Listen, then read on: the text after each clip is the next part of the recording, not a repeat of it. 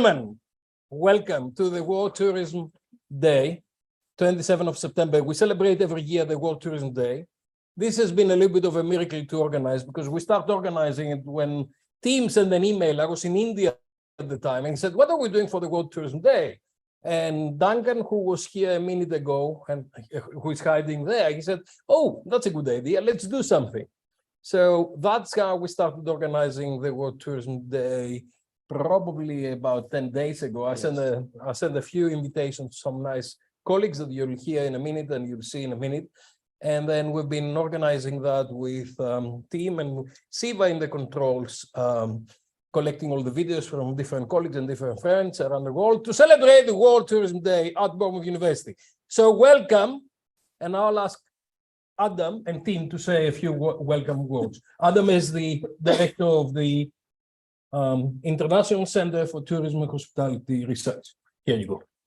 Okay, yeah, welcome to Bournemouth University's online celebration of the World Tourism Day. The World Tourism Day is a United Nations World Tourism Organization special celebration of tourism around the world. And hello to everybody we've got around the world online to join us, and hope it all goes well. Tim. Super.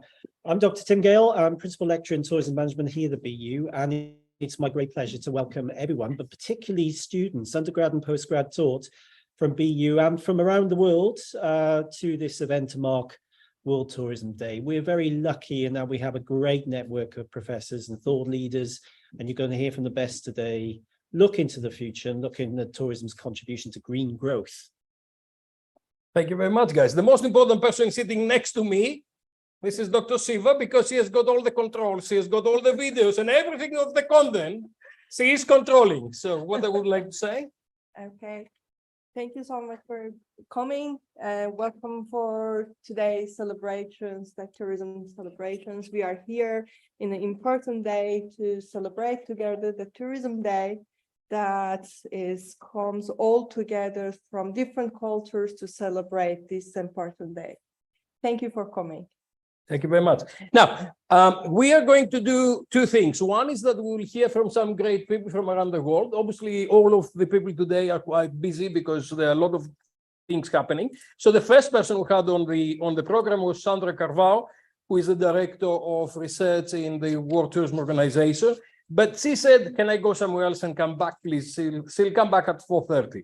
Okay, so we'll start with Liu Tizun, who is the Secretary General of the World Tourism Alliance. The World Tourism Alliance is based in China, in Hangzhou, and Liu is doing a very good job to organize first the tourism industry in China, but then globally many different people. So their president is the president of the Club Mediterranee, Mr.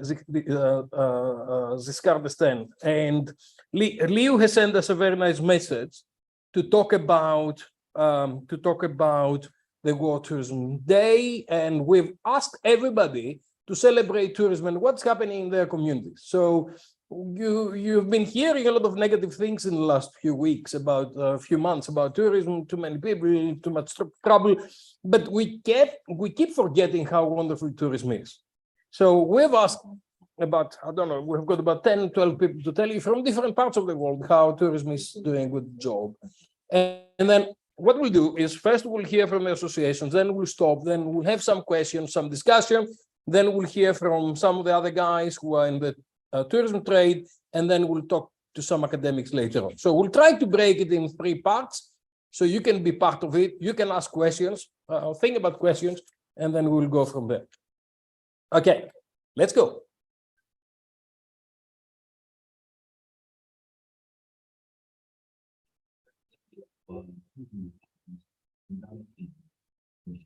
On the occasion of the UNWTO World Tourism Day 2023.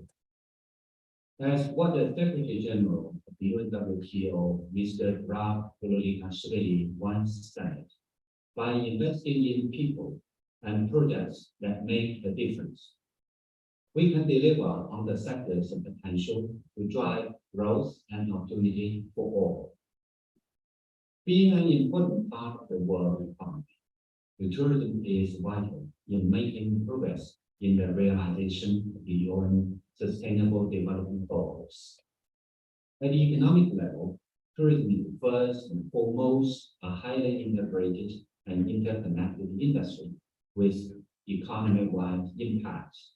It is considered a major drive for promoting a circular economy and a tool for economic adjustment to narrow the gap of income. As a labor-intensive industry, tourism creates abundant jobs, especially for the young who are less experienced. Tourism also generates substantial social values. It promotes people-to-people exchanges and enhances mutual understanding and trust. It drives the construction of infrastructure and improves the living standards and sense of happiness in the destination communities. Today, as we are more aware of the importance to travel responsibly, tourism activities can be more contributive to the human society as a whole. To leverage the socio-economic attributes of tourism, especially in places that are least development, it is vital to empower the local communities, ensure their participation, and allow them to take a fair share of the fruits of tourism development. WTA is a comprehensive, non-governmental, non-profit international tourism organization which was established in 2017. Over the past 6 years, one of the cool things that we've done was to collect and publish best practices of tourism-enabled poverty reduction and rural revitalization. To date, with a collection of 200 cases around the world. Through the studying on these cases, we have developed better understandings on the value of tourism in driving the growth of rural economy and promoting social equity. At the national level, tourism is important for driving growth and promoting rural poverty reduction in many economies, especially those among the least developed. And at the national level, tourism is important for driving growth and promoting rural poverty reduction in many economies, especially those among the least developed. And at the cultural level, tourism contributes to the preservation and innovative development of traditional cultures by revealing the value of traditional culture in a new light, thus creating better conditions for their inheritances. And at an ecological level, the touch-free lucid waters in the green mountains, unlike mountains, gold and silver, best illustrates the interdependence between tourism and the eco-environment. Tourism development provides funding for the environmental protection and demonstrates the value of a sound eco-environment to the destination communities. To get the best in the promoting poverty reduction and rural development through tourism, we must make sustainability a key indicator and yardstick. I'd like to elaborate on our findings and share with you some of the prototypes distilled from the cases that we solicited when opportunities arise. In the meantime, we at the WTA are ready to join hands with all of you, my friends, to do our job in making great contribution to the sustainable socio-economic development of the world. I wish all of us a meaningful, enjoyable, and rewarding World Tourism Day. Thank you. Thank you very much, Secretary General. So this is coming all the way from China, and Yu Xizun, who is the Secretary General of the World Tourism Alliance. The next person I've got here is a very special person. Her name is Blessing Bellu, and she's a very special person because she was sitting exactly where you're sitting last year. So Blessing was one of our students, and now she's working for the African Tourism Association in London. Do we have a video? Or do we have a Blessing in live? No, video. Okay, let's go with that.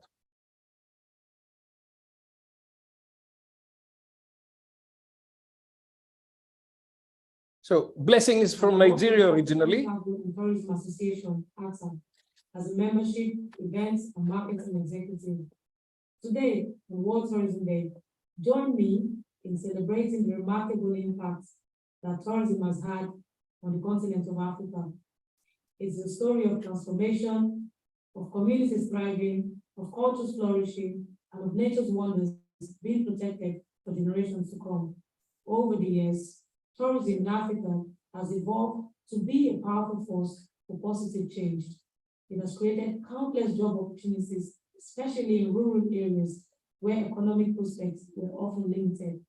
Entrepreneurship has bloomed alongside tourism, with individuals starting small businesses that offer unique experiences, from boutique hotels to restaurants serving the flavor of local cuisines, and craft shops proudly displaying the artistic talents of their communities, all thanks to the influx of visitors seeking authentic encounters. We have also seen infrastructural developments being prioritized to accommodate the growing numbers of tourists. Improved roads, modern airports, and efficient transportation networks have linked communities and opened doors to opportunity. Yet, the impact of tourism extends far beyond economics. It has become a cornerstone of conservation. The revenue generated from wildlife tourism has fueled conservation efforts. Africa's iconic wildlife has benefited from the funds directed towards anti-poaching initiatives and habitat preservation. More so, tourism has educated and inspired. Travelers leave Africa with a deeper understanding of the challenges faced by many communities. This awareness has translated into philanthropic efforts, leading to investments in education, healthcare, and various projects, all contributing to the well-being of the African. As we look ahead to the next decade, I would implore us to amplify these benefits even further by enforcing the need for sustainability and encouraging responsible tourism that respects the environment and local cultures. Collaboration with stakeholders will lead to the implementation of eco-friendly initiatives, ensuring that Africa's natural beauty endures. Beyond this, let us encourage meaningful engagements between tourists and local communities. It is through these interactions that understanding is deepened, friendships are formed, and bridges are built. Finally, as we celebrate today, let us commit to a future where tourism continues to be a force for positive change. Together, let us nurture and expand these benefits in ensuring that Africa's incredible journey of transformation continues to inspire and uplift us all. Thank you, and happy World Tourism Day. Thank you very much to Blessing. It's absolutely fantastic. And I think she's online as well. I'm so proud of Blessings. So this is the first bit where we are looking into the association. So we had the World Tourism Alliance and we have the African Tourism Association. As I said, you're going to hear from Sandra Carvalho later on from the World Tourism Organization in a minute. Is there any questions? Anybody? Any questions so far?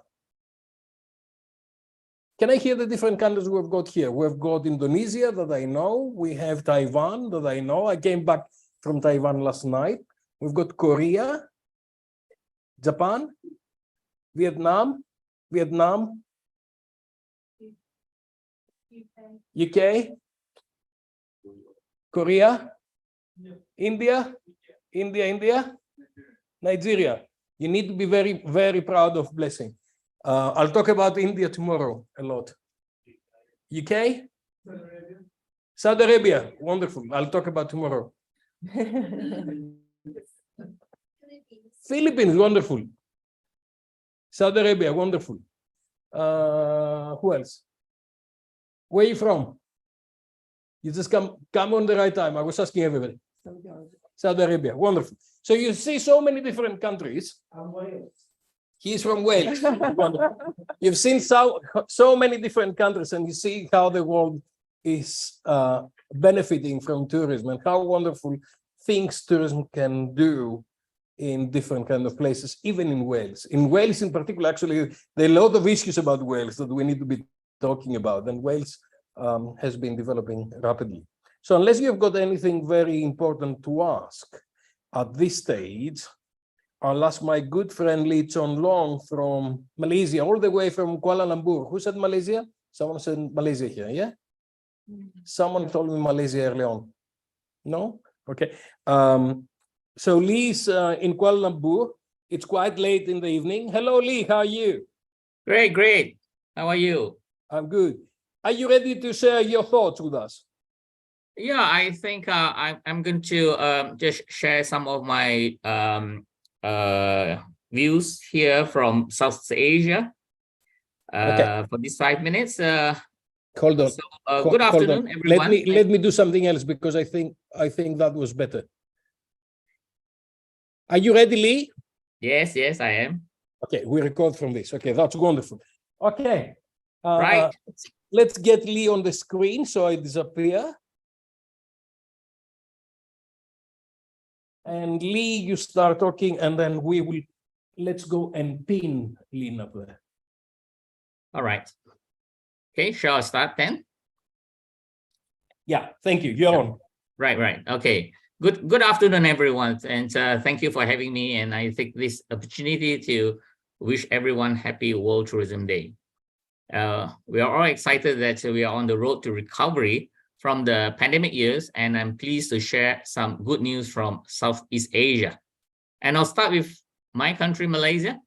Malaysia's tourist arrivals have steadily recovered, and like all Southeast Asian countries, we're hoping for Chinese travelers to return in full force. However, based on a recent survey from China, only 4% of the survey respondents have actually taken advantage of China's reopened borders in 2023 to make a trip outside mainland China, with a further 9% having booked outbound travel for later in 2023. But attitudes towards outbound travel are positive, with 34% hoping to travel outside mainland China in 2023, 33% undecided, and only 20% have ruled out the idea. So we are hoping for the best for 2023 and 2024. Now, Malaysia now also intends to stage Visit Malaysia Year in 2025 with a target of 23.5 million international arrivals and projected income of 76.8 billion ringgit, that is equivalent to $16.3 billion US.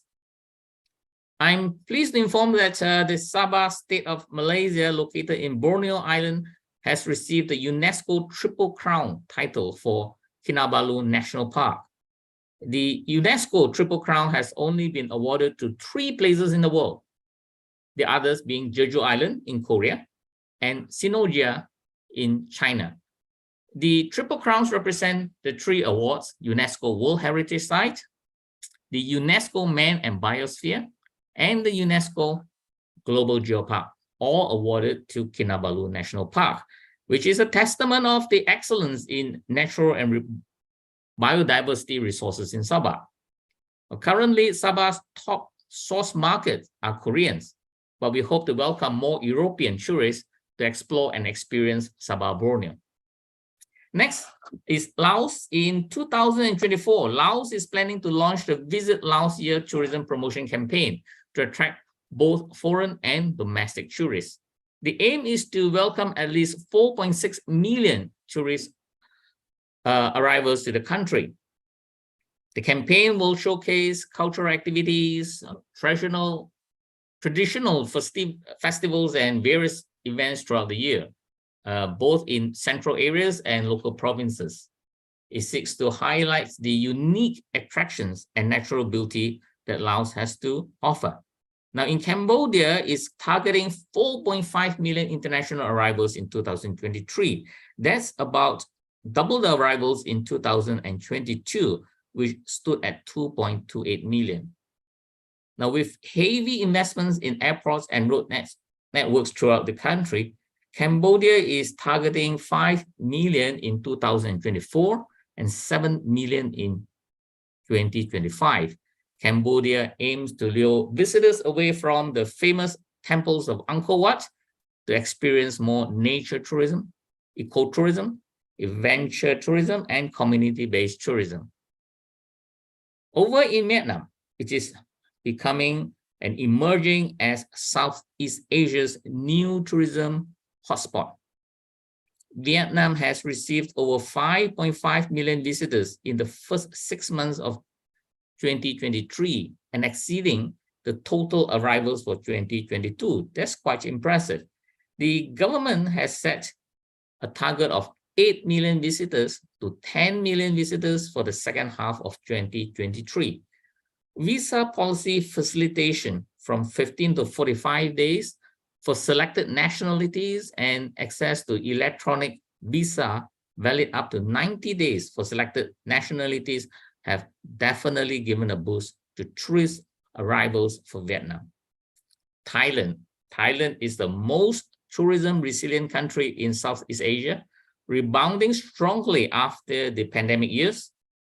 Thailand is expected to reach 20 million visitors by end of 2023. Malaysia is their top inbound source market, and for outbound Chinese as well. Thailand is the preferred destination among Southeast Asian countries. However, there has been some negative publicity in the social media that has impacted the confidence of Chinese travelers recently, but this is expected to be temporary as Thailand has always been able to handle such setbacks very well. Now, Thailand will still remain the top destination regardless. Thailand hopes to return to the glorious years when 39 million international arrivals were recorded in 2019. Over in Philippines, the government has reported robust tourist recovery, having achieved 3 million international tourist arrivals in July this year. The target for 2023 is 4.8 million arrivals, which is a huge jump from 2.65 million arrivals in 2022. The top source markets for Philippines are South Koreans at 25% and United States at 18%. Tourism industry stakeholders are optimistic that the country will exceed the target by the end of the year. That's all from Southeast Asia. And once again, I thank you for having me. Thank you so much, Lee. What a wonderful overview of Asia and where we are now. And it's always fantastic to see you, and so much good value to all our speakers and to all our audience here. Absolutely wonderful. Thank you so much. We will move now to a video presentation and a video capture from a very good lady whose name is Effie Kalabukidu. If you can say that, you can graduate easily. Effie Kalabukidu. Effie is the president of the European Federation of Tourist Guides. She's a Greek lady, and she wanted to be live with us, but she sent me a message today and say this morning and said, look, I've got to have a tour of people that they're coming from, I think they're coming from Vietnam. They're in Greece currently, and she's doing a Christianity tour with them. So they are following, it's a religious tourism group. Normally she does archaeology, but today she's doing a religious group. And Effie is a good friend, and she's a fantastic guide. And I asked her, why don't you bring some customers in that and do a little video and send us the video live from wherever you are? And this is what she has got to say. I haven't seen the video yet, but listen to what she has got to say. Effie Kalabukidu. I'm a certified tourist guide for Greece, and I'm also the president of the executive committee of the European Federation of Tourist Guide Associations. Today, we celebrate the World Tourism Day, which is a festive day for all of us in tourism and in culture. I have a special group. I'm on the road right now for some days with a special religious group. And at this moment, we are visiting the ancient site of Philippi and the baptistry of Saint Lydia where St. Paul baptized the first Christians in Greece and in Europe. So this is a very popular tour for Greece in the steps of St. Paul. Many people follow it, many Christian churches and pilgrims from all over the world. And it's something that unites cultures, religions, languages, and people together for many decades now. So I have a special group, which are Christians. They come from Vietnam originally, but they live in the United States, and they're traveling with their priest, Dr. Father Paul Cow. You're going to see him in a while. Now I'll show you some of the surrounding and the chapel of St. Lydia.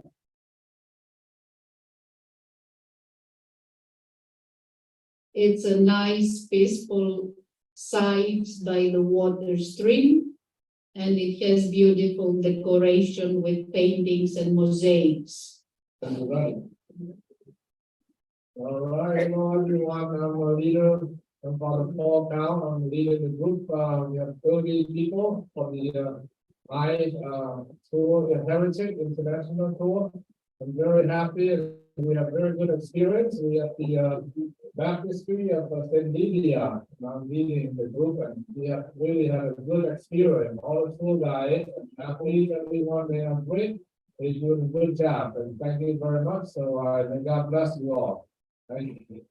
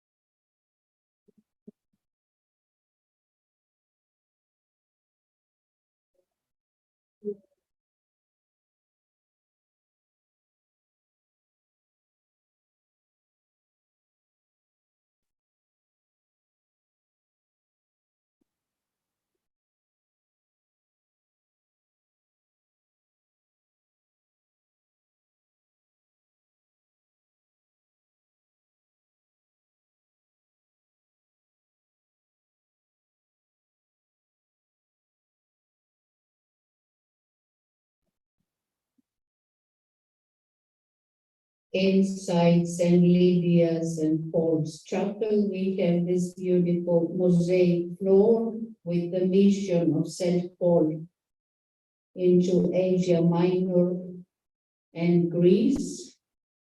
That was in the year 49 to 52 AD. All decorated with the local marble.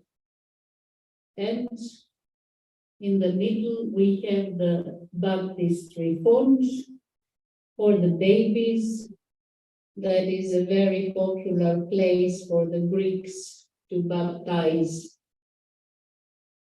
Beautiful decoration, paintings, mosaics, and the baptism of Christ in River Jordan is in the dome. The altar is also decorated with mosaics.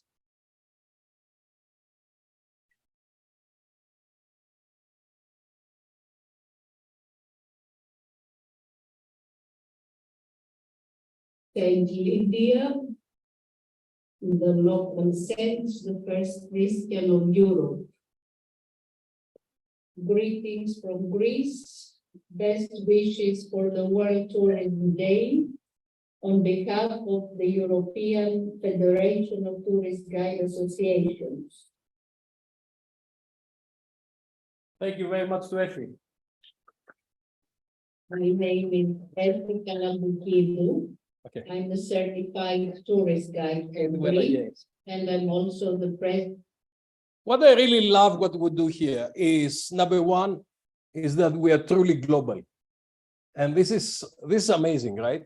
So the Vietnamese tourists who live in the US, they go to Greece and to follow the St. Paul's steps and the route that St. Paul's gave.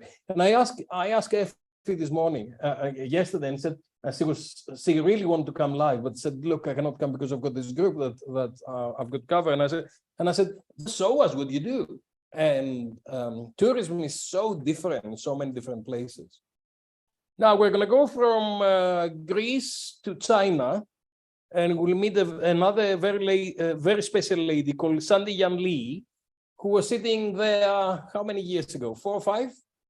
She just arrived in September 2019, and then 2020, we had COVID. So she spent a lot of time here in lockdown because everybody was on lockdown. And that was an unfortunate year for some of these students because they couldn't really do, so they were here, but we're all working on Zoom but Jan is unbelievable. She's doing a whole range of things in China right now, and she'll explain to you what she's doing and how this is benefiting her communities.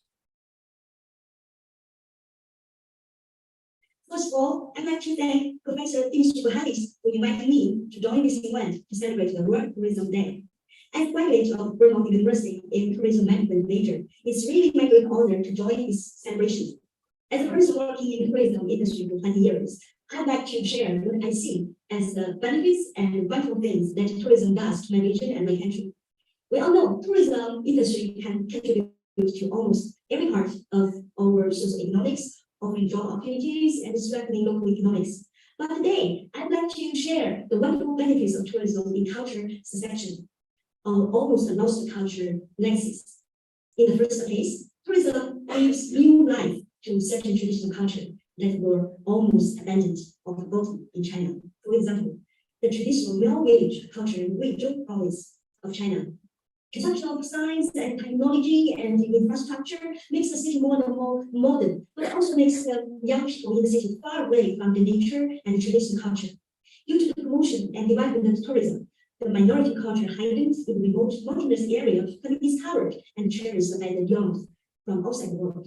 Tourists began to attracted to these remote minority areas.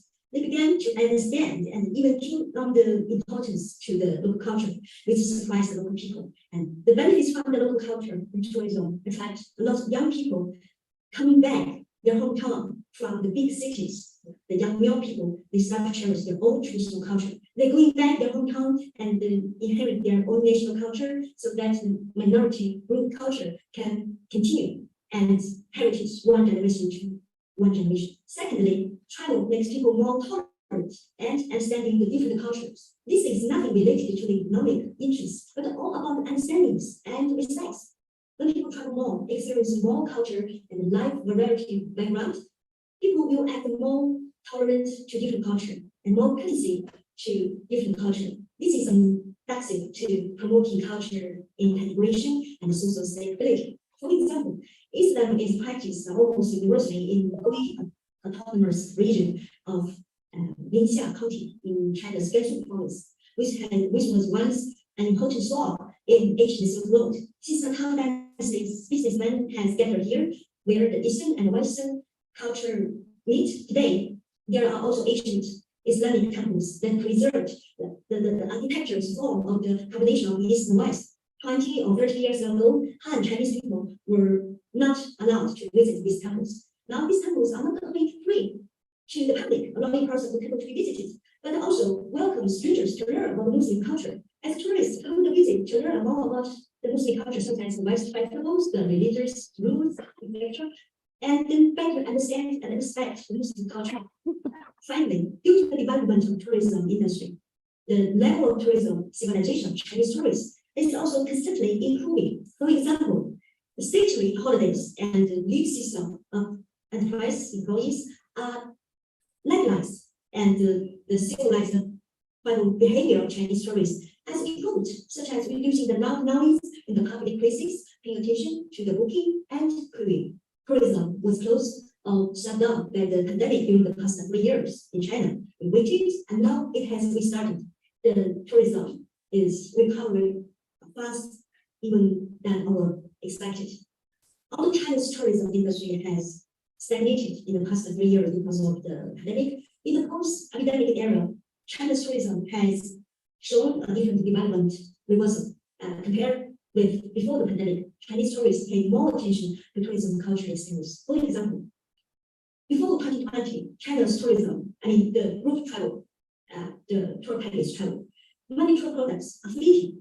Since the opening of China tourism market this year, more and more people like to travel independently, and at the same time, group travel products pay more attention to the historical value of the products, pay more attention to the real experience of the destinations, and more interest in the local life, cultural background.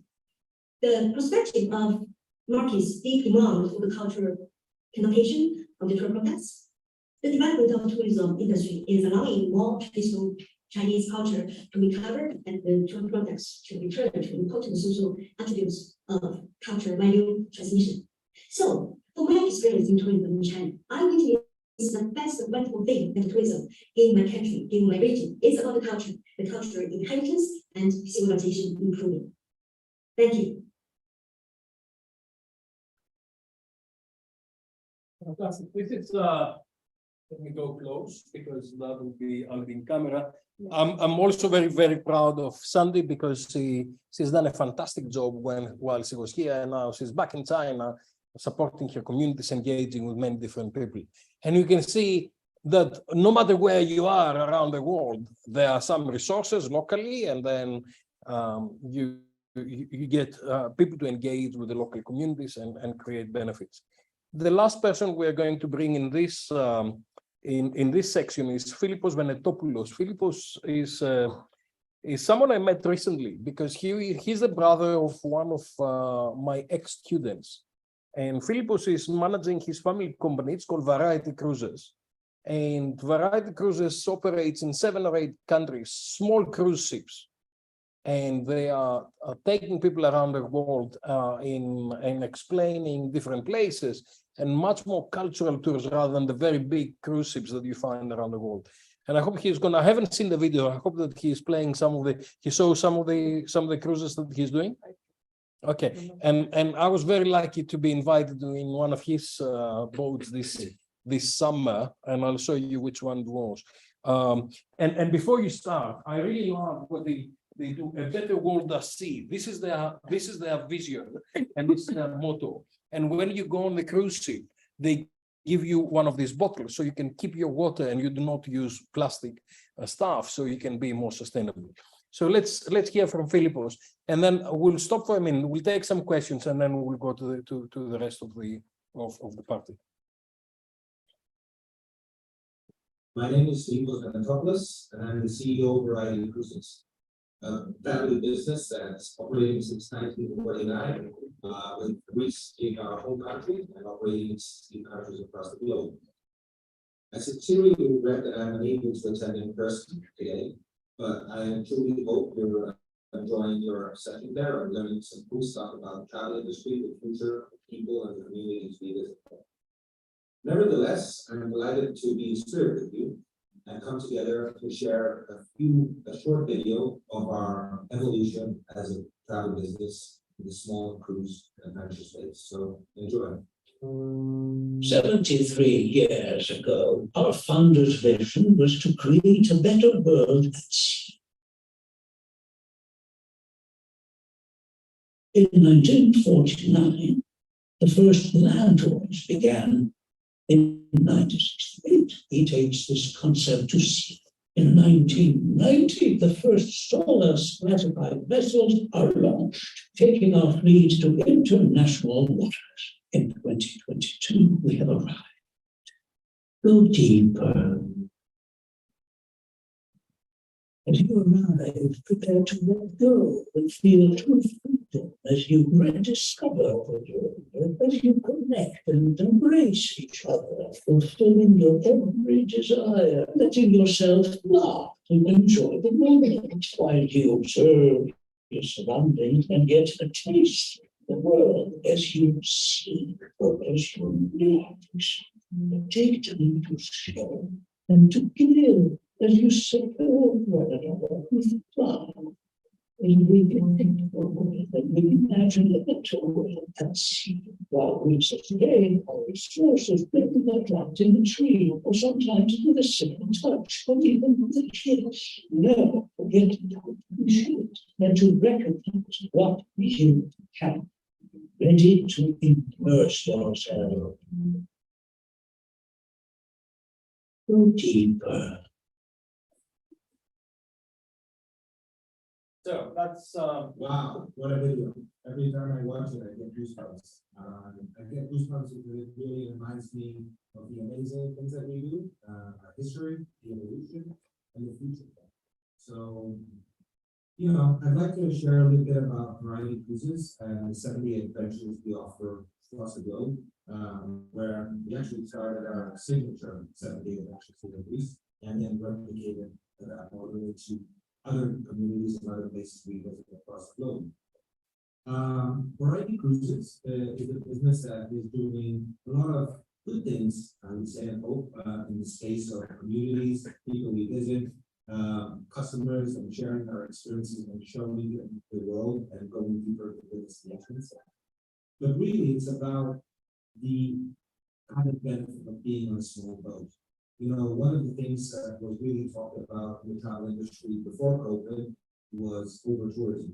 And, you know, when you're in a small boat with another 30 or 40 customers and cruising, even in Venice or, you know, in Dubrovnik, the most highly visited touristic places in the world, you're not really invading that community because you really get to go into small private marinas and you really get to offering customers one of the experiences that we offer, which is the outdoor experience, where our customers get to go and enjoy a meal outside. You know, even if it's lunch or dinner, they'll go and spend their dollars, euros, whatever that is, the community stuff.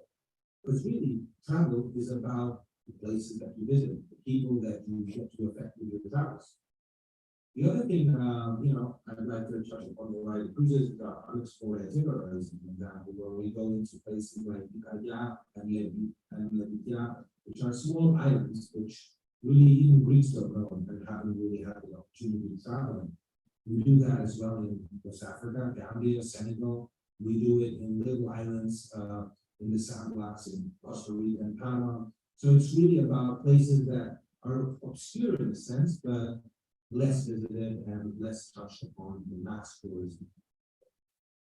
One of the other things that I think is very important to mention, and I only have 3 minutes to the video that you saw earlier, is Variety Cares and the foundation and the 3 core pillars that we're focusing on. We come really deep into our heart. Something started from my grandfather and my father, and others have been adapted into the new evolution of Variety, which is who we are today. It's education for all, where we've actually built a pet school in West Africa. I can really talk many hours, if not minutes, for this for the school, but you know, we are now building a small museum there in partnership with the Explorers Club. It's called the Rose Museum in honor of our father, their nephews, which means Rose, where we'll have artifacts from a spaceship from NASA. We'll have a small piece of outer space. We'll have a flag that's been on the moon. And we really built a school there that has also an agriculture with a drinking water well and whatnot. So have a look on our website. It's really cool stuff, and I'm really proud for what my father and our team is still continuing to do there. It's education, it's diversity and inclusion for all. We've partnered with the Trevor Project, one of the largest non-profit organizations supporting youth that has been challenged at home or in their own places to really improve themselves in the communities that we live in. And then it's also around clean oceans for all. You know, the water is our ocean.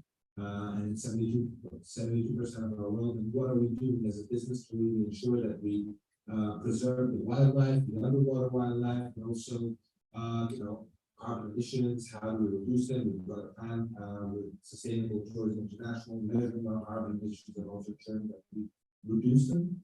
So there's really a lot of things that I could be talking to you about. Short time here, but I'd like to touch a little bit before I go on the challenges. The challenges that we have in the communities we visit. Like some of them, they're not open to LGBTQI communities. How do we educate them to understand and include those places, those customers in their communities?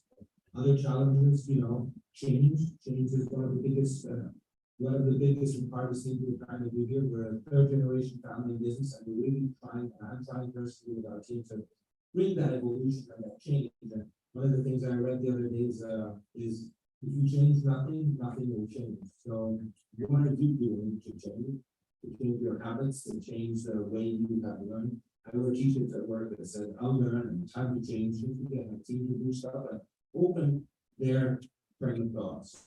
So I'll leave you with this.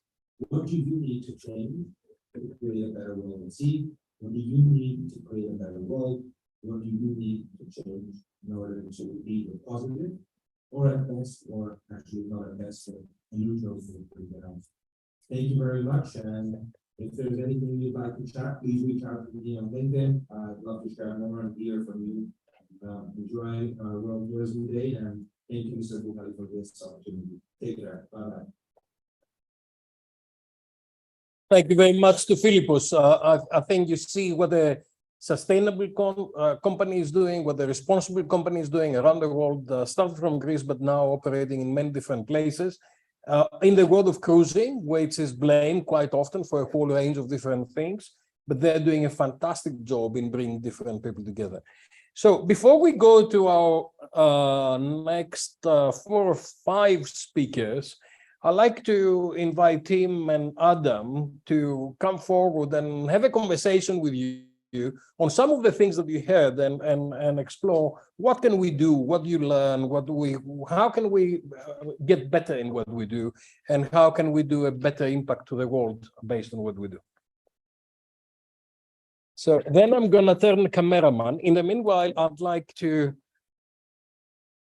just try to get Tim and Adam into the picture.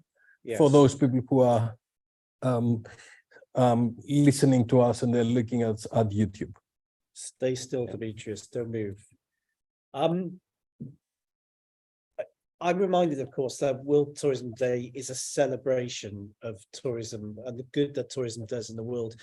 I've been a tourism academic in UK higher education for the best part of 30 years now. I know that's hard to believe when I look so young and so dynamic, but that is the case. And I can remember a time when it was the fashion to criticize tourism, something I've been guilty of myself. We encourage our students to be critical thinkers, but occasionally we lapse into the criticism, usually of the dominant capitalist mode of production in tourism, forgetting now and again the good that tourism does, the potential to emancipate people and to transform lives. And we've heard from our speakers from around the world today, and some beautiful examples, and a bit of virtual tourism there as well in Greece there, which was a lovely touch, Demetrius. And I'm really energized by this, as I hope you are in the room. And my invitation to our colleagues who are here today, and also for those joining us online and who have access to the chat, is really to share your stories, your examples of where tourism has done good and has the power to do good, because I think we need to be reminded of this and hear more of this. I'm certainly, the one thing I'm going to take away as an educator as well as a tourism researcher is to celebrate our industry for what it is, what it can be, and the huge potential that it waits to be unlocked as we move into the future tourism. Adam. Yeah, and maybe to put a bit of context on that, during the pandemic, there's a lot of talk about how the recovery from the pandemic gave us all a chance, the global tourism industry, really to build back better. And that was a big key phrase over the last 3 years. And some of us are a bit skeptical about that. Would it happen? Would businesses build back better? But build back better, I mean, to go beyond the traditional model of tourism and do something more sustainable for the environment, in social senses, and also in terms of climate change. And so, are we seeing that from our guests around the world? We've had some talk about how tourism is recovering in different parts of the world. Is it recovering in a more sustainable, or we might say better way of growing the tourism market around the world? Or are we seeing a more of a struggle for numbers and growth and income without any real thought for building back better? And of course, to some, building back better means degrowth, less tourism potentially. And this is a source of much debate and no little controversy, really, which I don't like the growth. I really don't like the growth. He hates the growth. I hate the growth. It's not about the growth. It's about getting the limits, understanding current capacities, understanding how we organize places in time and in space, and manage the tourism industry to operate within sustainable kind of formulas where it benefits the local communities. It's not, quite often I'm told, can you reduce the tourists from 200,000 to 150? And I said, that is not the point. The point is, when are these 200,000 people are coming? If they're coming on a cruise ship, are they coming on the big cruise ships and 8,000 people are going to the shore? Or is it coming from Philippus boats that are very small, there are 60 people going? And where they go? Where they go? The people that they're following Effie today on this tour, they haven't seen any other tourists, I can tell you that. They've never seen any other tourists today. So there are 30 people from Vietnam living in the US, traveling in the north of Greece. You don't count them because there's no issue there. So it's really, really critical to understand where the issues are and how we need to develop them. And that's a great opportunity to promote the 2 new books on tourism trends that have just come out. I just saw them today. Zoom in, perfect. Done with my good friend Alistair Morrison in China, and with expertise from many different people here. So you're about to take a good start. Okay, now we took a little break here from our sequence of speakers, so we can give you the opportunity to ask questions or to express opinion, to look into what's happening in your situation.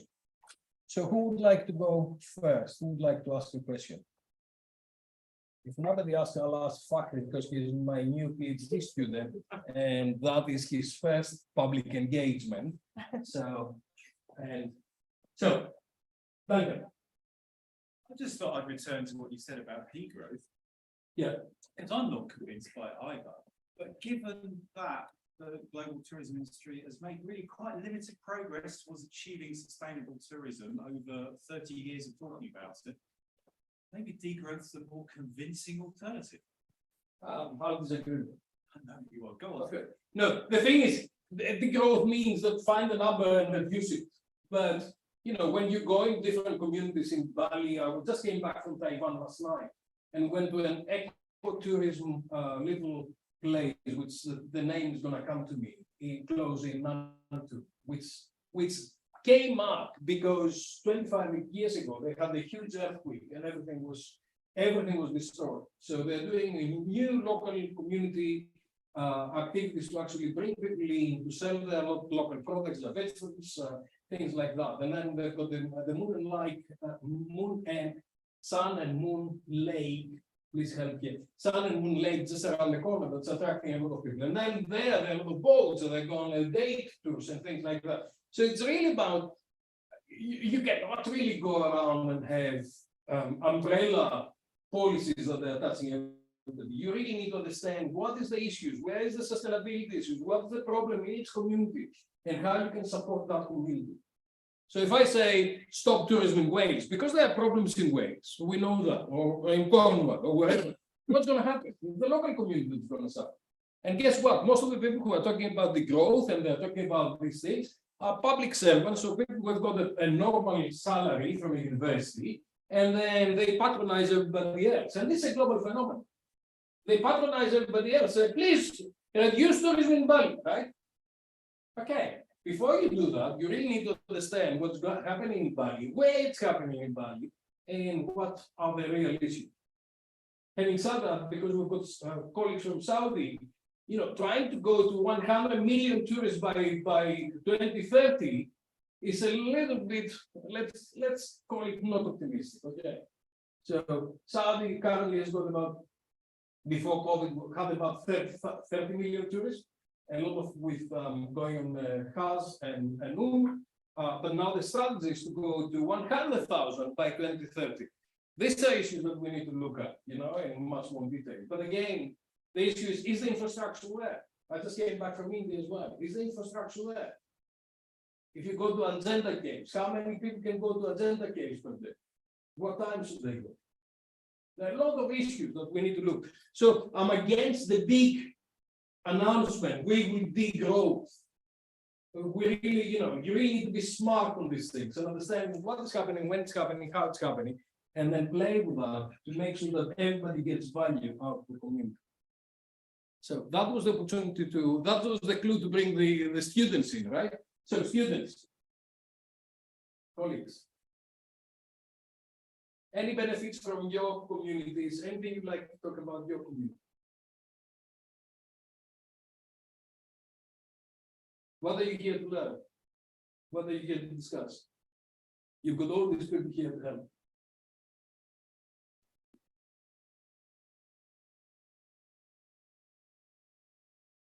No, you're in listening mode. Okay, that's fine. If you're in a listening mode, we'll listen to the next presentations and we'll be in class tomorrow with the master students. And then we'll take it from there. Any questions? Anything? Normally at this stage, someone jumps in to say, yes, I've got the real question. No? Okay, that's fine. So who is the next person in our list? Let's go to India. Let's go to Madhuri.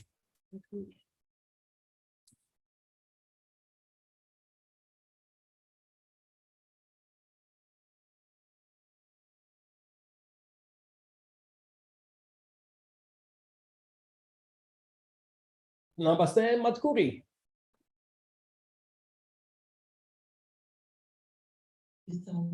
Director, Department of Tourism Administration, Dr. Babasaheb Ambedkar University, Aurangabad, India.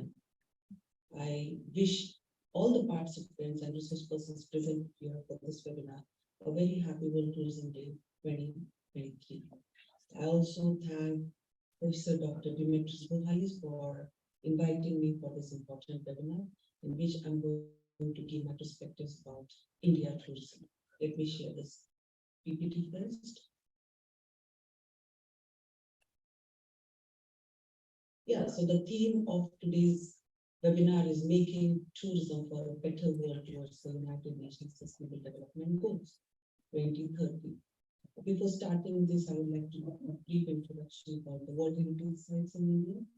This is, as our slogan says, incredible India. Most of you might have visited this important sites, that is Taj Mahal or Khajuraho Caves or Ellora Caves, and very important one, that is Nalanda University, which is one of the ancient universities of India.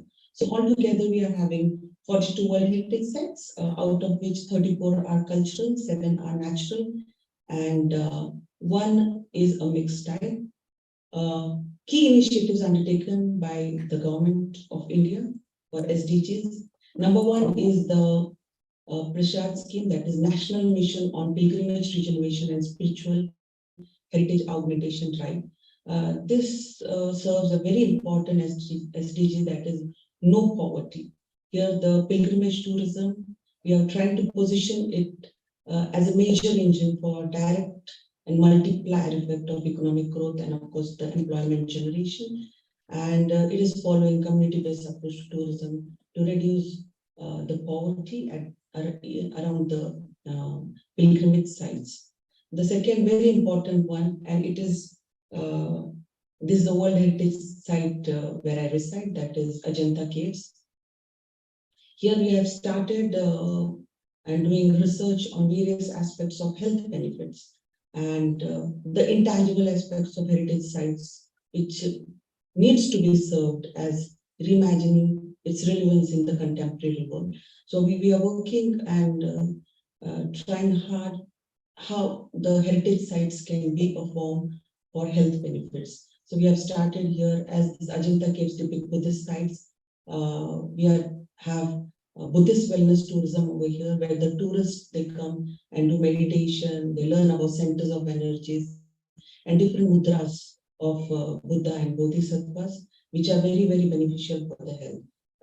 It was in 2018, some yoginis from Netherlands, they had come to our place and they had traveled to Ajanta only to study the Buddhist meditation and have health benefits. So this is a very different kind of tourism which we are trying to promote in India through the heritage sites.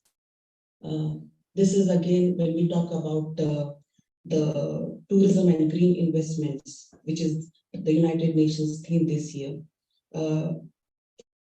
It is basically the investment on infrastructure for having, for accelerating the green transformation. And here in Ajanta Caves, you can see these eco-friendly buses and a tea point, which is like 3 kilometers away from the site, and a visitor orientation center. You can also see the conservation aspects, which serves the sustainable cities and communities SDGs. Yeah, we are also having a scheme which is known as Adopt a Heritage Scheme, which comes under the Partnership for the Goals SDGs. And it is for sustainable investment model under the corporate social responsibility, where the private partners, they can adopt a heritage for 5 years and take care of that particular heritage site. As you can see that, of course, it is in consultation with the Archaeological Survey of India. And you can see this Red Fort in Delhi, it has now been adopted by the Dalmia Group for 50 million rupees for a period of 5 years. The other important thing which we are yet to start is that the schools and colleges, the colleges and universities are encouraged to adopt a destination. It is in a destination itself. It could be a rural tourism area or a farm tourism or a heritage site. So this also provides us a very important SDG, that is partnership for the goals. We in fact ourselves are thinking of adopting a destination around our university for the same. Then we have nature-based tourism or ecotourism activities, where there are a lot of case studies. This is one of the case studies of the Tampara Lake, which is having an alternate source income generated for the local people over there who are involved in fishing and animal husbandry. Till now, 25 people have been working as receptionists, guards, housekeeping, and cleaning. This again is a very important SDG, that is decent work and economic growth. We have also niche tourism products in India, like we are promoting mice tourism, and we have the tagline of it is Meet in India. And we are taking all the opportunities to have the meetings around the World Heritage Sites, around the heritage sites as well, in India, to promote India as a tourism destination. We also have been promoting the wellness and medical tourism, which is a very booming industry right now in India. And also Ministry has identified adventure tourism as a niche product, which can be positioned as a 365-day destination. This also has these 2 SDGs in it, that is sustainable cities and communities and good health and well-being. We are also promoting film tourism because India is a country of filmmaking, and here identifying locations which could be promoted to films, of course in cultural consultation with the Forest and Wildlife, Art and Culture, Heritage and Archaeological Department. This has given employment to many people around.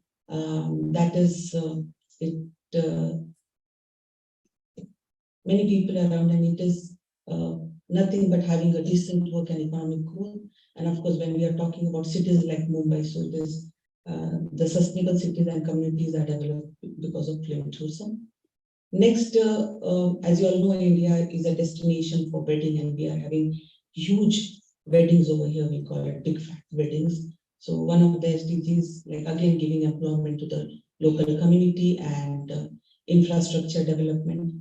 This SDG is very important, where a lot of employment generation is created, and it is a very good way for us to show our culture to the world.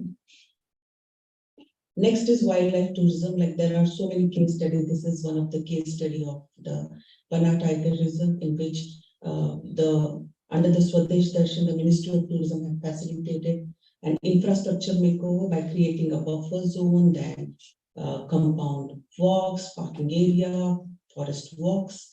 Some machans are created, information centers, cafeterias, and yes, everything is taken care by the local people. So there is a huge employment generation. And of course, taking care of the responsible consumption and production.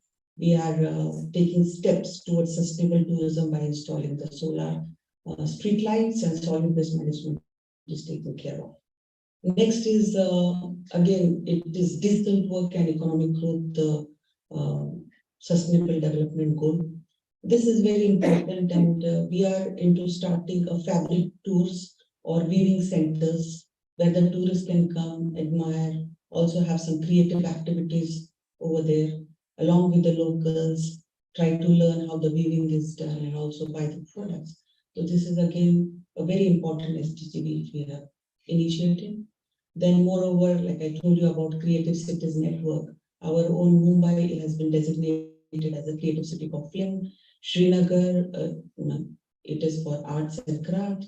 Hyderabad is for gastronomy, and Jaipur, it is for crafts. And Varanasi, it is for music. So this is nothing but, sustainable cities and communities. Here, the cities and communities are coming together and developing policies for making creative tourism networks to be a successful one.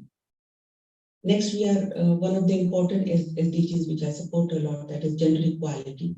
Here, women-centric economy in promoting intangible heritage in rural and other tourism activities, and of course, infrastructure is very important. We are promoting women a lot in the communication of tourism marketing, that is the brochures, maybe having actually them over there at the tourist sites and making them the center. Then we are also promoting volunteer rural tourism, that is where the foreigners, the tourists are coming to our villages and helping the tourists out in various activities. It could be water harvesting, it could be use of non-renewable energies, it could be fishing or teaching them soft skills, basic English or foreign language, all these things. So this is also right, having this sustainable development goals of reduced inequalities. We also have some infrastructure, important infrastructure makeover at Eden Beach, which is in Pondicherry.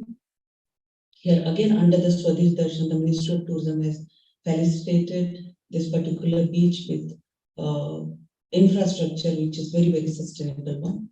We also have a lot of programs and collaborations with Ministry of Tourism, Government of India, Archaeological Survey of India, State Archaeology, Airports Authority of India. And we are towards this very important goal, that is partnerships. And of course, we are talking about Swachh Bharat, Swachh Pariyatn, that is Clean India, Clean Tourism campaign to facilitate the clean water and sanitation, sustainable development goal. Yeah, with this, I would like to thank all the participants for patiently listening. Although it was just for 5 minutes, I could just give some of the case studies. So thank you so much for having me.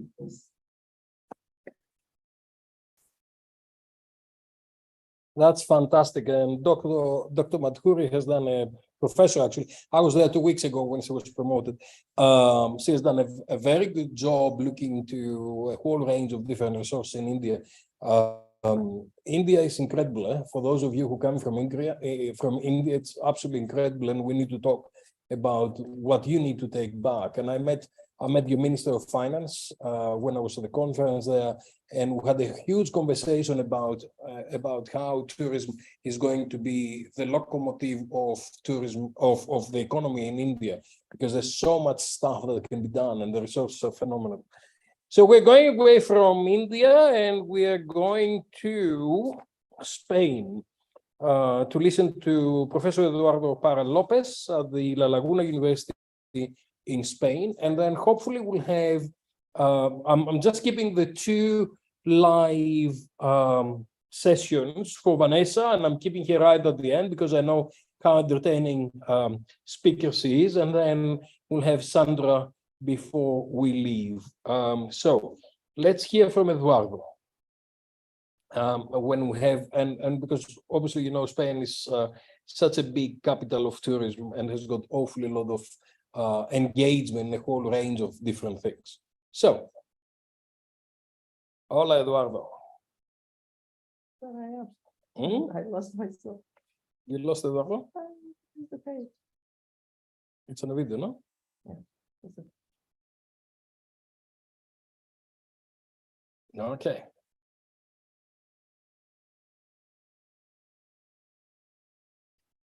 Of tourism at the University of La Laguna, Faculty of Business and Tourism. I want to talk about the tourism today because it's the day of tourism around all of the land. So I want to tell about the contribution of tourism in the Canaries. The first thing that I want to say that in the Canary Island, tourism is one of the main sources of incomes and economic development of the region, bringing a wide variety of benefits ranging from economic to social and cultural. First, tourism in the Canary Islands generates a significant amount of employment. The tourism industry is one of the largest employers in the region, offering both direct and indirect job opportunities. This benefits thousands of people who find employment in hotel, restaurants, and others related businesses. In addition, the tourism sector also drives job creation in complementary sectors such as agricultural, fishing, and handicraft.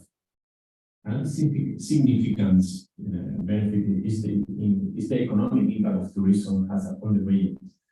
Tourists visiting the Canary Islands spend money on accommodation, food, transportation, recreational activities, which generate an inflow of foreign currency and contributes to local economic growth. This translates into investment in infrastructure, improvement of public services, and development of private community interests. Tourism in the Canary Islands also has a positive impact on the environment. The region has a great diversity of natural landscape and unique ecosystem, which are protected and conserved thanks to tourism awareness. Many visitors are attracted by the natural beauty of the island, which encourages the conservation of natural resources and the adoption of sustainable practices by local entrepreneurs and residents. Tourism in the Canary Islands also play an important role in the promotion and preservation of the local culture. Tourism have the opportunity to learn about and enjoy Canary Island gastronomy, tradition, music, and handicraft, which contribute to keeping this cultural expression alive. In addition, the cultural exchange between visitors and local residents enrich the cultural diversity of the region. But the question is, how important is tourism in the Canary Islands? Tourism play a fundamental role in the economy of the Canary Islands, bringing a wealth of economics, social, and cultural benefits. First of all, tourism is one of the main sources of income in the region, generating direct and indirect employment in different sectors such as hotel, transportation, commerce, and among others. This contributes significantly to reducing unemployment and improving the quality of the life of island and inhabitants. Tourism in the Canary Islands contributes to economic growth and infrastructure development as tourism demand drives the construction of hotels, restaurants, shopping centers, and other services that meet the needs of visitors. This development also benefits the local population as a new job are great and entrepreneurship is encouraged. Another important aspect is the social and cultural impact of tourism in the Canary Islands. The arrival of tourists of different nationalities and culture encourage diversity and promote cultural exchange. Canary Islanders have the opportunity to learn about the other's culture, languages, and tradition, which foster tolerance and respect for others. Tourism also contributes to the conversation and preservation of the island national and cultural heritage. Finally, tourism in the Canary Islands also has a positive impact on the promotion and the dissemination of the Canadian culture at the international level. Visitors have the opportunity to learn about and enjoy the gastronomy, music, folklore, and tradition of the island, which could contribute to the promotion of the Canary Island cultural identity. Thank you, and I hope to see you in the Canaries. Thank you very much. Thank you very much to Eduardo. Eduardo is doing a fantastic job in the Canary Islands and a lot of work in Latin American countries all over the world. So I think we are done with the videos, and I think it's about time to go to Mauritius and look and talk to a very nice lady called Vanessa, who is the Vice President of the International Tourism Studies Association, and she's based in Mauritius. Vanessa, you're there?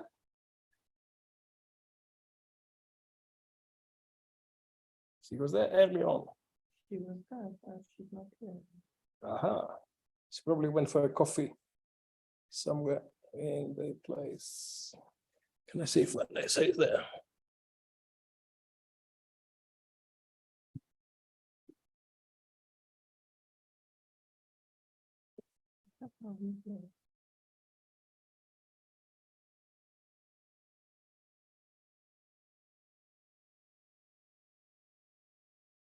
Okay, we seem to have lost Vanessa. She was there all the way. Yeah. And we are waiting for Sandra to join us as well. So in the meanwhile, I'll call Tim and Adam and Duncan to entertain us with some questions and some, how would you like to degrow the tourism of Wales? Duncan said early on. So I'd like Tim to kind of have a go on this. Or maybe we can ask the online participants also if they have anything to want to discuss. Yeah, we may have some online participants. Oh, I can see Emmanuel in Ghana. Can you bring Emmanuel up, please, for a minute? Yeah. Let's see what Emmanuel is doing in Ghana.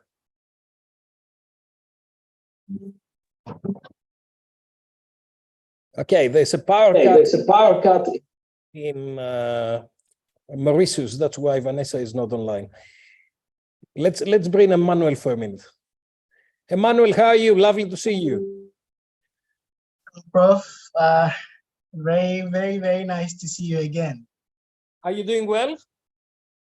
Yes, I am. I'm doing well. Thank you for popping by. Tell us a little bit about tourism in Ghana and how it's happening these days. Oh, okay. Tourism in Ghana has been growing well, quite well, but it made a remarkable feat in 2019 with a particular program known as the Year of Return. Unfortunately, most of us are talking about tourism degrowth, but we are looking forward to growing tourism much more, of course, in a sustainable way. So I think there is this kind of divide based on where you are and where you find yourself. It's maybe a different story. Then also with what was presented when I joined about the SDGs, taking them one by one in India, I think it's very important for us to look at it with a systematic approach or a holistic kind of thing, because over the world, you can see that tourism is being managed in different ways.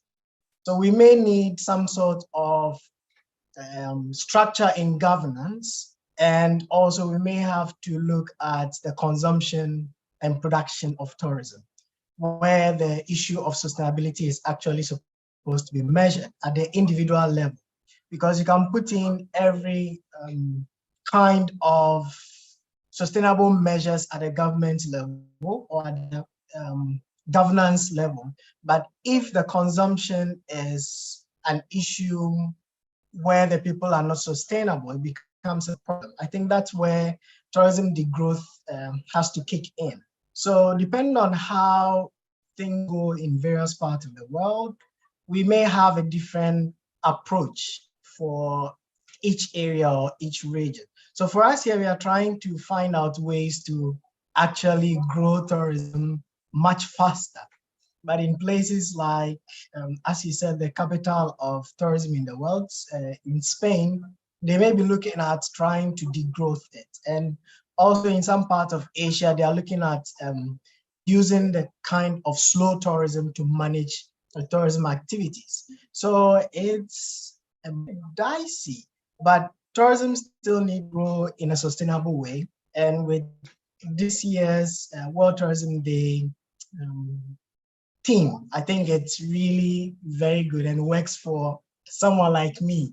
And currently I'm trying to work on issues on sustainable consumption and also looking at some of the SDGs specifically, equality, the issue of decent work, and some other issues pertaining to sustainable city building, more like that. So in Ghana, it's good, I must say.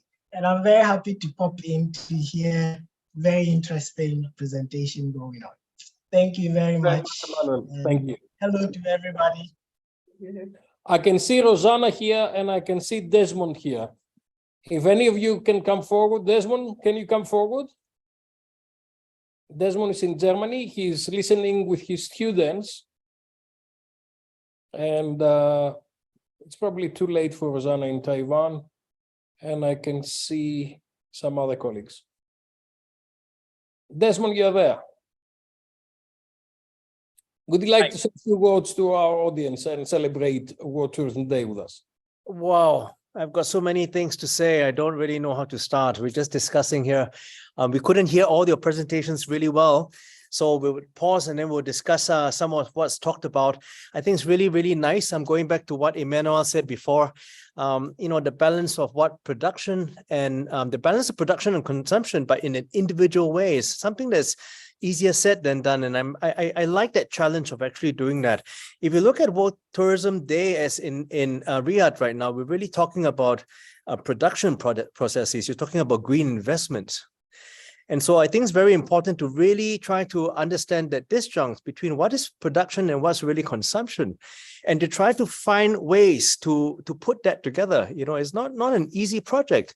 And this morning, you heard already the Secretary General speaking in the Ministry of Tourism in Riyadh. You actually see the perspective where it's going with this. When we actually drew some charts to talk about this. What are these new initiatives and like all these things? What are the things we talked about here? I cannot quite see what I wrote. Connectivities. Yeah. What's the meaning of connectivities? And one of the things that Ministry of Tourism said was direct flights. Would direct flights actually contribute towards a connectivity of the world? I mean, plus, of course, the deck technology and the digitalization, but direct flights really got us thinking here, What does that really mean? Is it more sustainable to be able to fly from London to Mauritius in a direct flight, minus all the stopovers? And really, the bigger issue here, again, is going back to a cultural understanding of what sustainability really means across the board. What is really consumption? And I think that the challenge for World Tourism Day is to actually try to streamline some of these cultural perspectives on how we understand the message in different ways. And I think this is a challenge, but also I think it's something really exciting for tourism. And that's why we actually have a job, we have to discuss some of these issues. And I really am quite hopeful. I'm also going back to what Tim said earlier on. I'm really always critical and pessimistic, but I think today is a day where we really have to rethink and also say, wait a minute, tourism is indeed positive, is creating wonderful experiences, and we need to find that compromise. And hopefully starting from today? Thank you.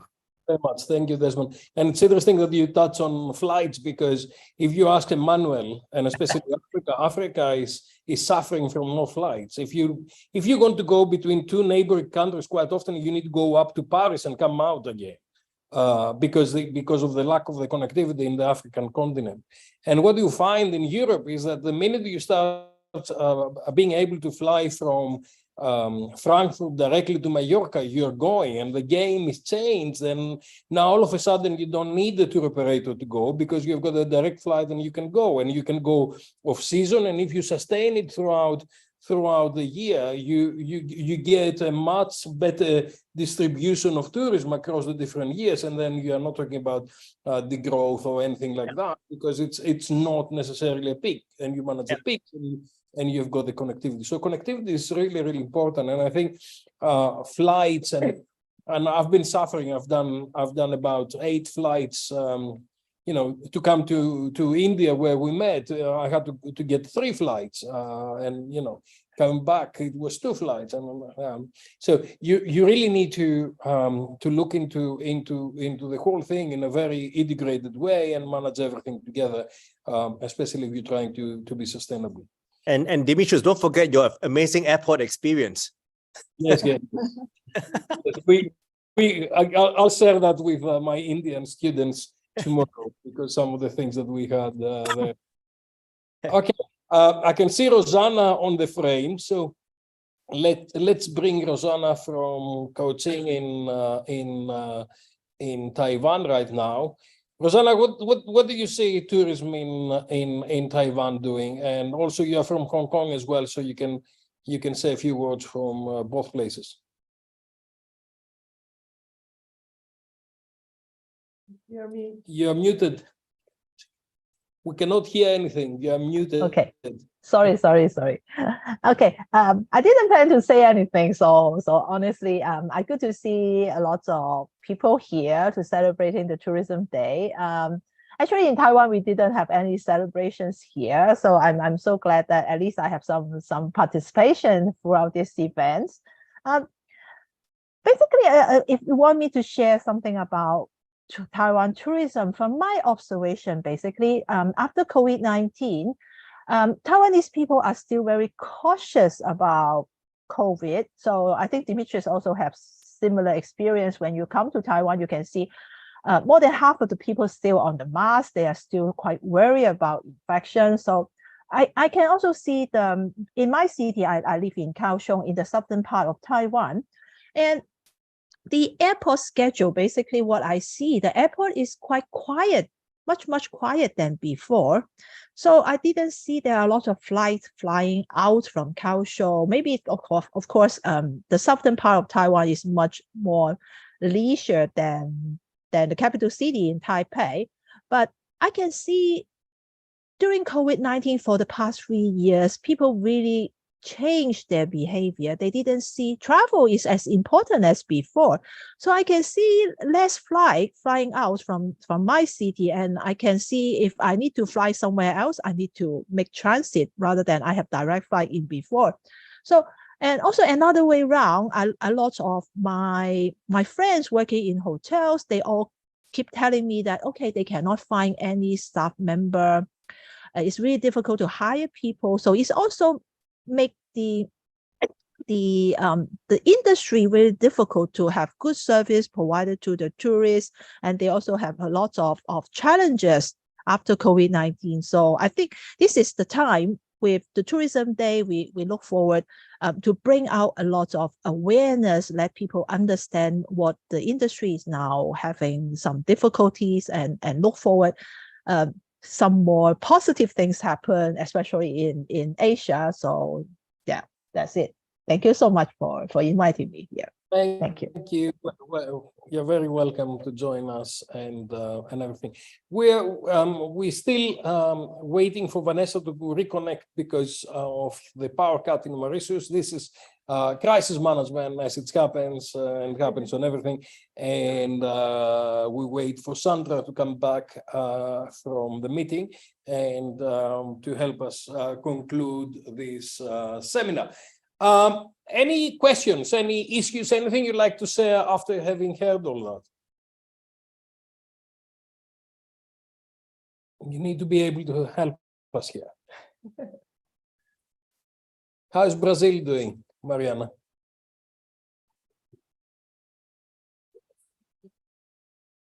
Would Brazil need some more tourism to drive economic recovery?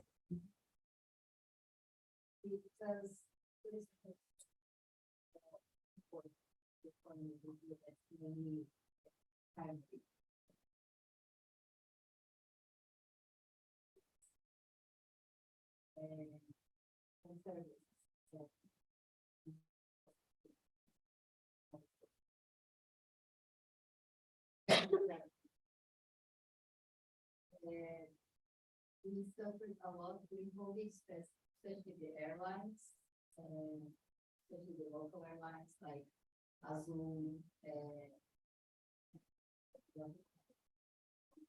Orange, whatever it's not really bad. Well, Go and Azul like the shares that actually were really bad, and now they are recovering. And yeah. Good. I saw, yeah, go on, Amanda. Yeah.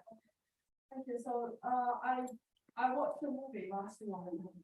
It's about a very popular movie. So after that, it's a very interesting news popped up in the internet. It's about hi everyone, to ask about the algorithm, because it started from a news about the different comments from the video, for example. Maybe we can see the different comment from the tourism destination from the both sides, female and male. So I would say that algorithm is, because I'm not in this part of expert research, but I want to ask you, because you're from this industry, especially in a smart tourism. Do you think there will be impact for the future tourism? For example, they're targeting the customer specifically according to the algorithm and based on their travel behavior, their habits, and their comments. And if we, well, I want to say if we saw the different, if we can find the different comments based on gender, I can't imagine how it will happen in the future for the tourism market. And especially related to the what is called the global goals for the inequality, gender inequality. So could it be a better way to boost the in a tourism market, or it could bring a more sad effect like they mentioned in the Barbie movie? Tourism has always been about women. It's all about Barbie. How do you satisfy Barbie? And there are a lot of Kens in the world of tourism. What is your Ken doing? Yeah? Have you seen the movie? Okay. What is your Ken movie doing? And what we, over the years, what you realize is that tourism is particularly being set up in a way to satisfy women. Because women are the prime decision makers for tourism activity. If you think about that, and boy, if you've got any boys, you never select places, you never make decisions, because quite often you will regret for the rest of your life. You remember you took me to this place and that place was not very good, and you'll be suffering non-stop. So the main decision makers, and what you call about different markets, it's what we call segmentation, right? Different places around the world, they are set up for different segments, and there are different kind of types of products that they are supporting different segments. But primarily, tourism on a global scale has been set up to satisfy women, and men are Kens of this world. I agree. You agree? Yes. Thank you. The minute that you understand this, you've done half of your work in tourism. Because it's really, and you see that everywhere. You see that everywhere around the world. And it's really, really important. And quite often, sometimes some destinations are putting, when I was working in Egypt, the Egyptian campaign was a very beautiful lady sitting in a sandbed in front of some archaeological kind of sites. And I said, are you crazy? Because that's the worst way of actually trying to sell tourism. But you're right, we need to be much more tuned into the different needs of different segments and how we engage with this, with the customers, but also what impact would that have back to the local communities.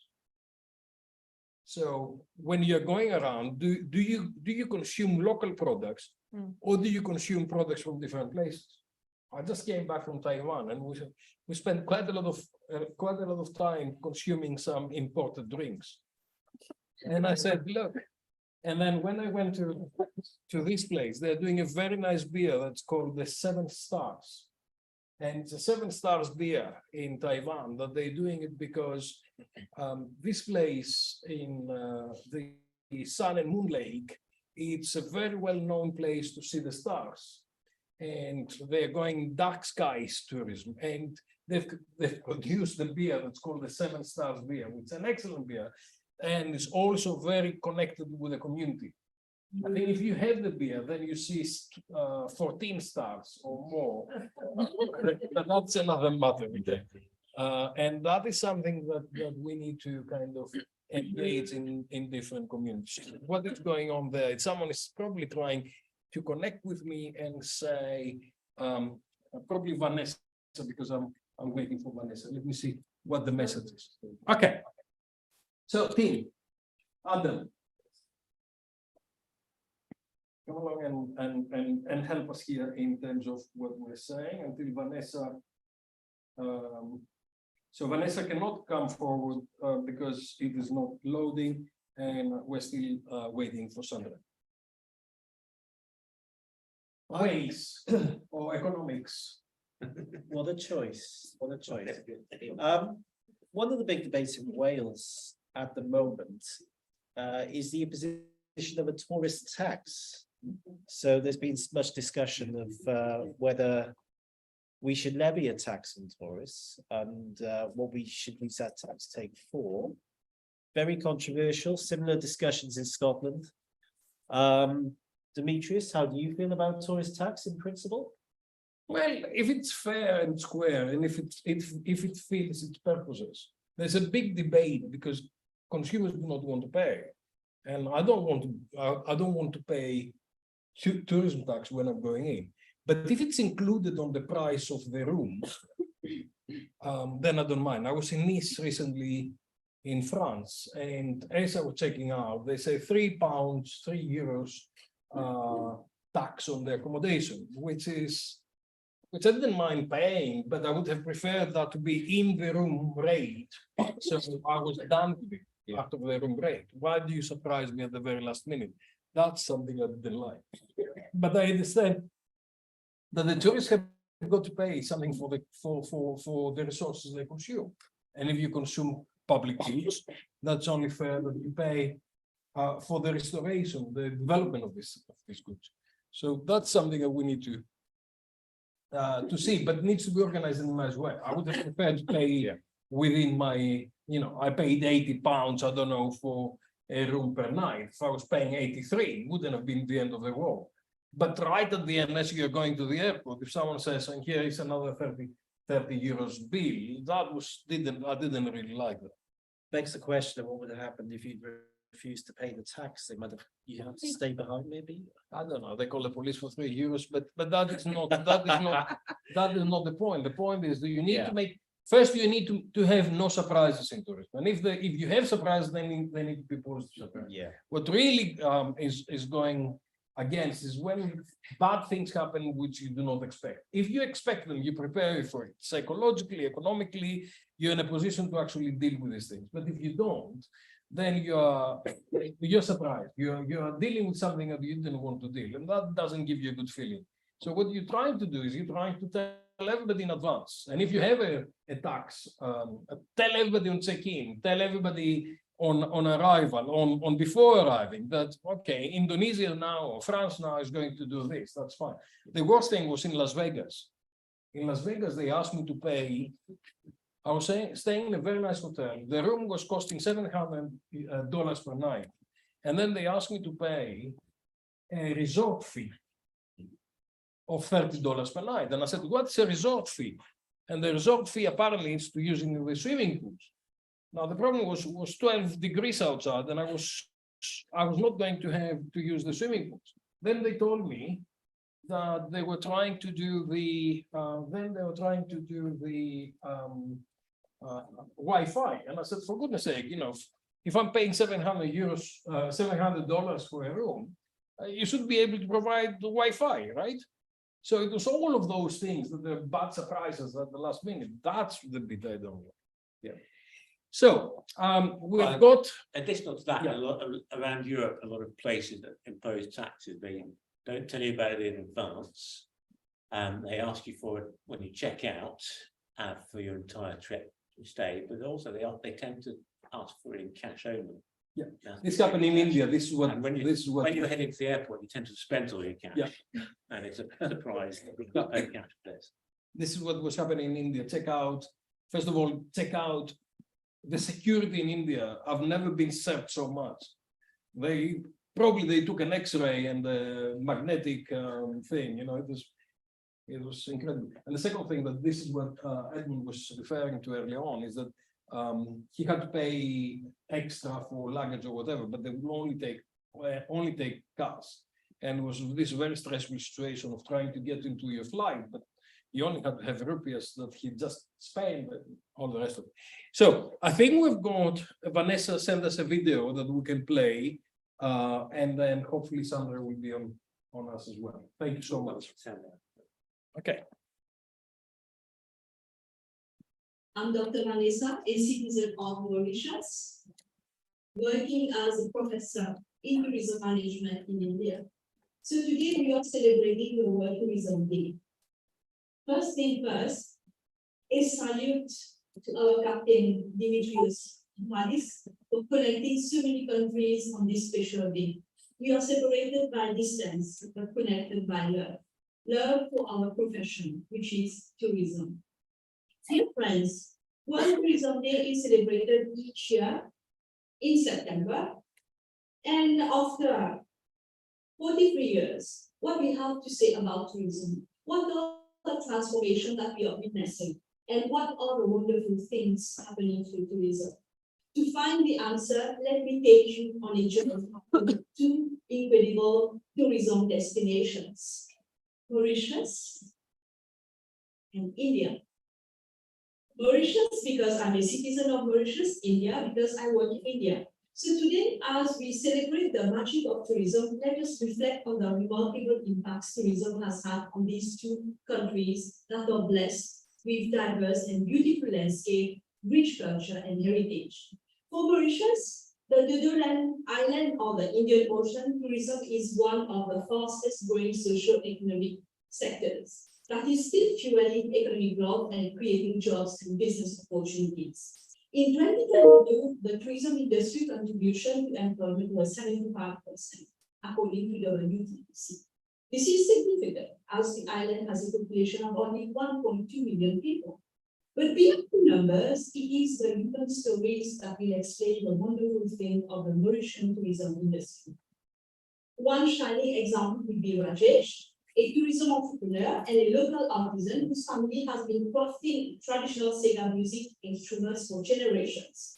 Tourism not only preserved his family's heritage, but also provided a global stage for his creations. And there are around 25,000 artisans like Rajesh in Mauritius. Likewise, the Sega dance and the Creole festival are alive through tourism. The new generation who was always interested in settling down overseas is now coming back to Mauritius to work in the tourism sector in order to revive the Mauritian tourism culture. Mauritius knows that tourism is the industry of the future, and we will keep boosting our seas, turn and stand. After all, Maurice, c'est un plaisir. It's our slogan. Allez, Maurice. Now let's hop over to India to see what are the wonderful things happening there. India is the only place where tourism industry is considered as sacred and the guest is treated as God. Atiti Devi Bhava is a very meaningful line in tourism. Means that tourism is a sacred industry and tourists ought to be welcomed as God. This is also witnessed in Martin Luther King testimonial. To other countries, I may go as a tourist, but to India, I come as a pilgrim. This is what he says. So you can see how sacred is tourism for India. So according to WPPC, India's tourism industry contribution to its economy was estimated at 16.5 trillion in 2023 Indian rupees, and $1 is approximately 84 Indian rupees. But the real magic lies in the tales of travelers. India is one of the oldest civilizations in the world, and tourism is one of the major reasons for which India is well known. To cite an example, the country saw a revolution in travel tours, and tribes are now trained to interact with tourists and work in tourism. In earlier times, travel people were not too recognized. They faced oppression, lack of opportunities, and social exclusion. Now, through tourism, travel people have gained important economic positions in India. Tourism has created financial opportunities for them. As you can see by now, tourism is not only a source of income in India, but also a way of learning, sharing, and connecting with different cultures and environments. Tourism is bringing people together, fostering cross-cultural friendships and understanding. It is bridging gaps, transcending borders, and creating lifelong memories while fostering conservation efforts. As we celebrate World Tourism Day, let's remember that tourism is not just about ticking destinations off your bucket list. It's about the extraordinary connection, the transformation and revelations that happen along the way. It's about driving the world economy while respecting the speed limit of the economy, the society, and the environment. So whether you're exploring a remote island or a big country, you are contributing to tourism. On this remarkable occasion, let's celebrate the power of tourism, a force that transcends borders, connects cultures, and uplifts economies. Cheers to the wanderers, the explorers, and the dreamers who spend in tourism. Wishing you all a blissful and peaceful World Tourism Day 2023. Jai Hind. Thank you very much to Vanessa and bringing us to Mauritius, and then bringing us to India and exploring all the beautiful things that the tourism is doing, more than economics, much more. And it's a great pleasure to welcome Sandra Carvalho. Sandra is a very good friend for many, many years. She's director of research in the World Tourism Organization and the intelligence. I never remember the exact title, Sandra. And we were about to start with the World Tourism Day with Sandra, but I'm glad that actually we're concluding it, because Sandra is probably one of the most knowledgeable person, or if the most knowledgeable person in the world, with all the fantastic work that she's doing on the United Nations World Tourism Organization. Thank you very much, Sandra. Thank you for being with us. I know it's late for you. Please share your views with us and how tourism is benefiting cultures and economies and people around and communities around the world. Thank you. Thank you, and thank you, Dimitris, for having me. Good to see all of you in the call and also in the auditorium. Probably some very late at night, others very early in wherever you are in the world. Happy World Tourism Day. As it was mentioned before, this is a day that celebrates the entry of the statutes of UNWTO back in 1980. So I always say we're a young sector, but we're a sector with a lot of impact. And I think this is very much what World Tourism Day is about, is us recalling the impact that tourism as a sector has. I always like to remember that we went through, we all know, one of the biggest crises around the world. But I always like to quote that when the world stopped, the number of tourists traveling in 2020 was the same as 30 years ago. So you can imagine what obviously that meant to all your countries and communities. We're starting to see a very strong rebound. The latest data by UNWTO, for those who follow our UNWTO Tourism Barometer, actually show that we've recovered more than 80% of what we had lost pre-pandemic, different regions with different speeds naturally. But more important than that is, I think, the reason that the topic of this year's World Tourism Day is green investment. And it's beyond just the environmental component, and it's beyond just investment. It's really how do we make sure that we continue to be a positive driver in the economies and in our societies, while we address a lot of the externalities that the sector have. And I'm sure that you all work on those. And one of the challenges that it's growing more and more is first to be able to measure that impact. And as you know, UNWTO is working on several tools, including a new framework statistically to measure the impact of tourism in the 3 areas of sustainability, but also to actually have policies that address those challenges. We all know that growth for growth will not take us anywhere, but we also need to understand, and I think as working in the sector and you in academia, creating knowledge, sharing knowledge, and creating the talent of today and tomorrow, is also to understand that as an economic sector, those externalities are bigger and bigger as we grow. And sometimes defending our sector is even challenging because it becomes more and more targeted. And I think we need to be able to show that impact and to show that the policies are addressing that impact. I think it's our responsibility as knowledge creators to create the information that can be used to communicate and to have the adequate policies. And to that end, I really want to thank Dimitris for the great work he does and all of you.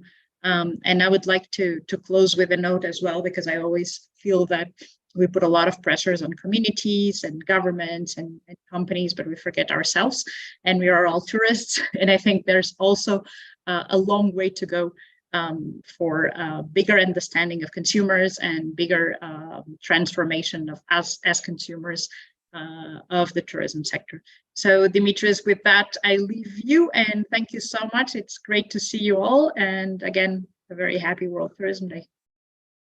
Thank you very much, Sandra. I really appreciate your contribution and all the great things that you are doing from the World Tourism Organization, coordinating the world and so many governments around to actually make tourism a catalyst for good change. Fantastic that you're with us. I know it's late in Madrid, and I've been following what's happening in Saudi Arabia with the celebration you have with the Secretary General and everybody else. So I'm very, very grateful for you to spending the time. Thank you so much.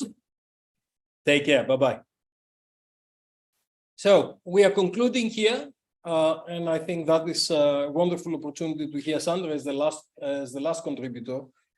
Because Sandra is really one of the most knowledgeable people in tourism around the world. She's been driving a whole range of initiatives in the World Tourism Organization for many, many, many years. And she's been behind the success of many people but she's normally very quiet. You don't hear about Sandra, but she's the real person who is doing an awful lot of work at the background. Thank you very much. Please be in my class promptly tomorrow, and we'll take from there. Team and Adam. Just to say, I've been awake since 5 o'clock this morning, and I've never felt so energized by all the good news we've heard and the examples from around the world. I just didn't want the occasion to pass without saying thank you to Professor Captain Buhalis, without whom this wouldn't be possible. There's many contacts and connections from around the world have come together today to give us a fantastic celebratory event for World Tourism Day. Thank you to all our contributors online and in the room. It's much appreciated the time you've taken. As I said, there's lots we can take away from today. Let's keep the conversation going and be back next year for WTD 24, where we'll do it all over again. Thank you, Dimitris. Thank you, guys, and thank you to Siva as well for driving driving the plane today. Without his support, it wouldn't be possible. And we'll have the opportunity to discuss about these things, and the answers are on the books. That's why we publish them. Our role is to publish them, get them done, and your role is to buy them. Thank you very much on this profound notes. Have a good evening and see you soon.